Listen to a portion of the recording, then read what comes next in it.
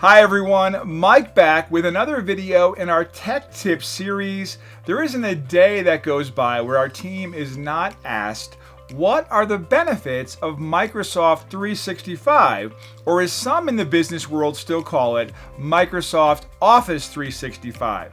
Microsoft 365 or Microsoft Office 365, whatever you call it, the Microsoft 365 solutions offer great benefits for large organizations right down to the small business solutions. Not only is Microsoft 365 full of great applications such as Outlook, SharePoint, Teams, OneDrive, and about a few dozen more, here are some of the benefits your organization will experience when you make a move to Microsoft 365. You have the ability to work from anywhere, anytime, and on any device. Work from your office, your home, the coffee shop down the street, or the other side of the globe. Use your desktop, laptop, tablet, or smartphone and do it all in a highly secure manner.